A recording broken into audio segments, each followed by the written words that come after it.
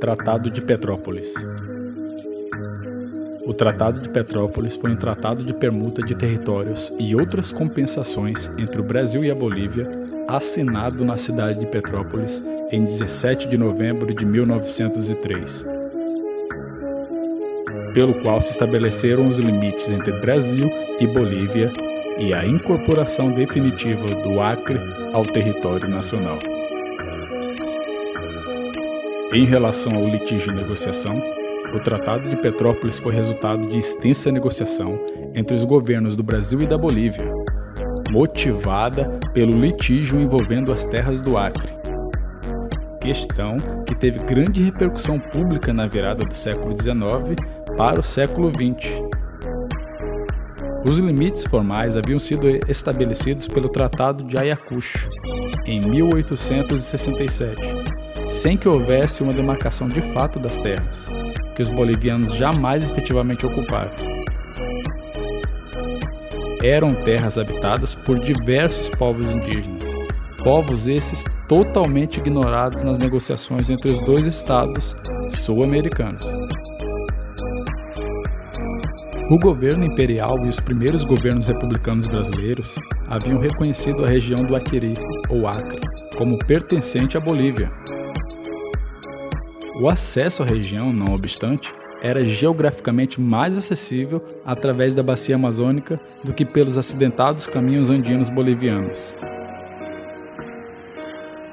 Ao final do século XIX, empreendedores brasileiros provenientes principalmente de Manaus e Belém haviam ocupado a área e estabelecido rendosos seringais que abasteciam um mercado internacional de borracha.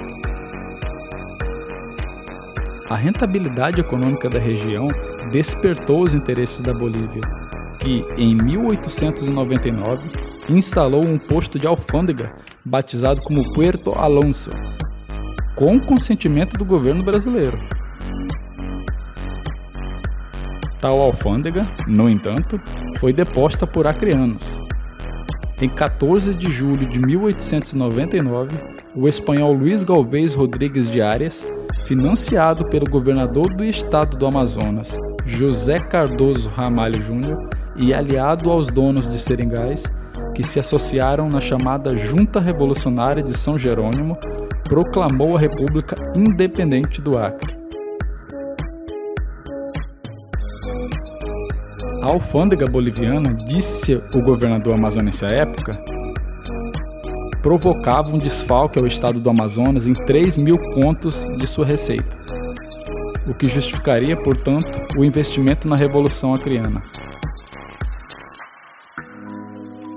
A independência do Acre durou 8 meses. Em 15 de março de 1900, Galvez renunciou, em presença de navio militar enviado pelo governo federal brasileiro, que agira para assegurar os direitos bolivianos, vejam só. Uma vez desfeita a República Acreana, o governo boliviano iniciou imediatamente gestão junto a empresas inglesas e norte-americanas no sentido de arrendar o território do Acre.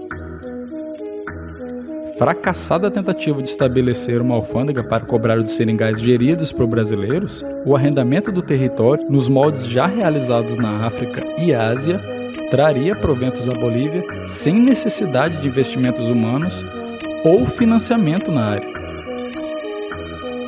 Formou-se assim o Bolivian Syndicate, com o qual o embaixador boliviano em Londres assinou o contrato em 14 de julho de 1901.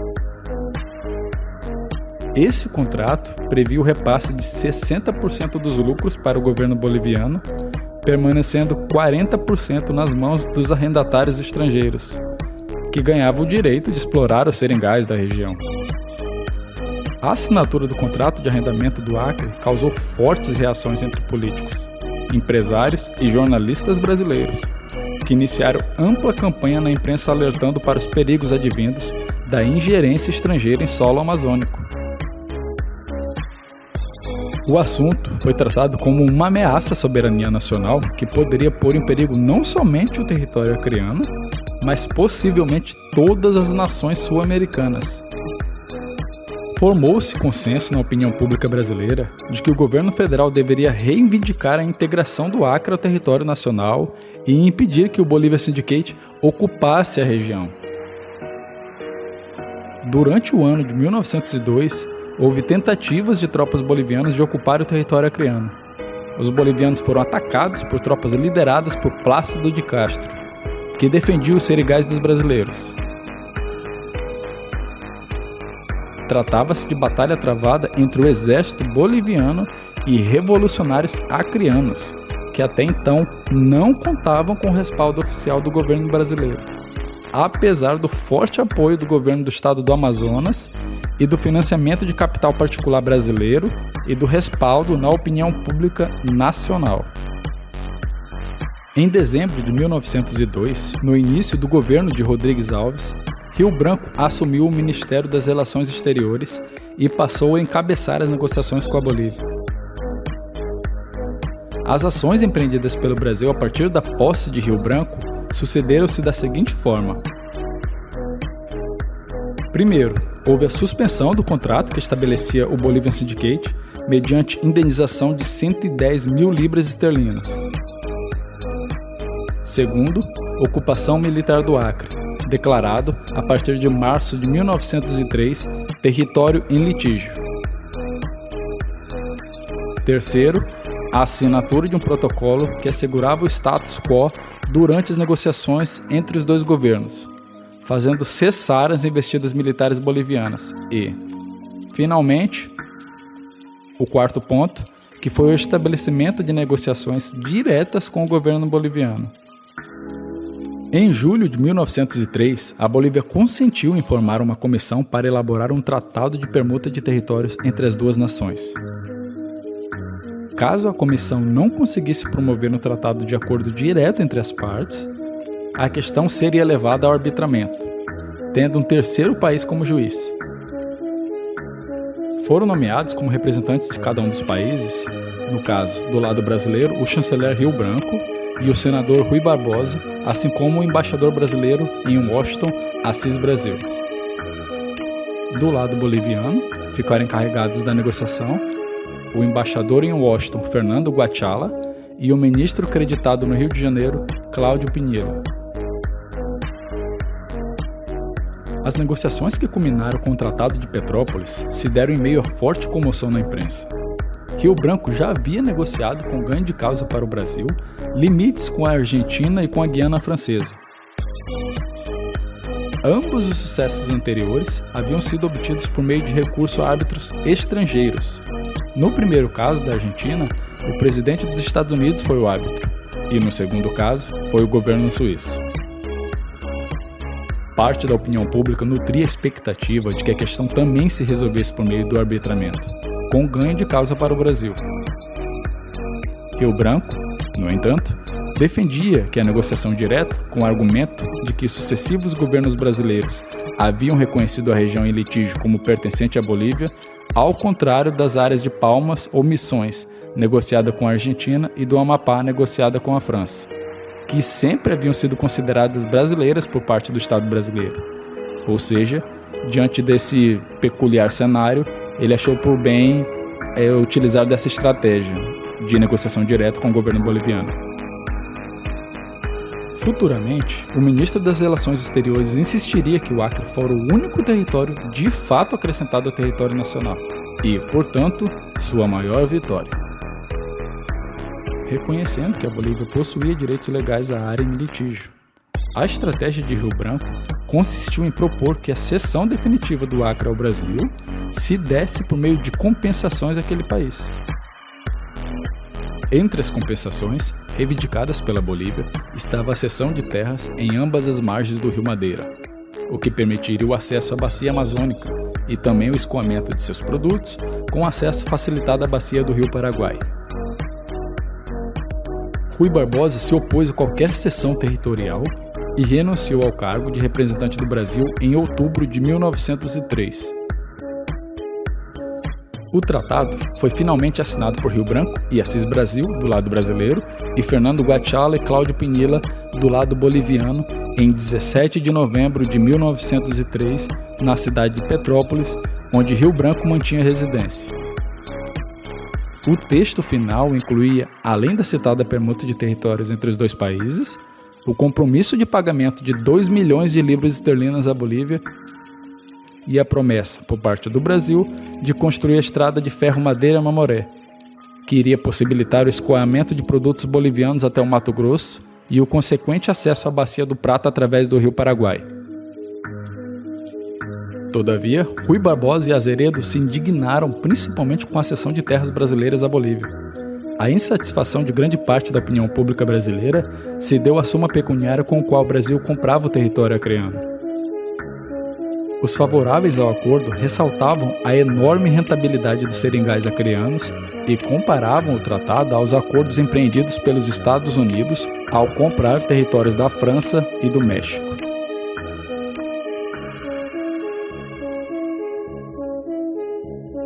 Apesar das críticas, o tratado foi aprovado por ambas as casas do Congresso Nacional por ampla maioria e rapidamente sancionado pelo presidente Rodrigues Alves em 18 de fevereiro de 1904.